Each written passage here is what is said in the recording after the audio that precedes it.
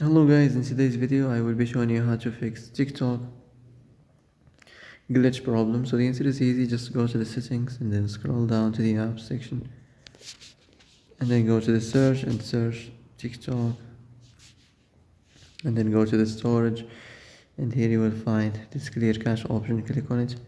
Now you can go check it if it worked, and if it didn't you can try to restart your phone or turn the Wi-Fi off and on, or the Bluetooth or the airplane mode.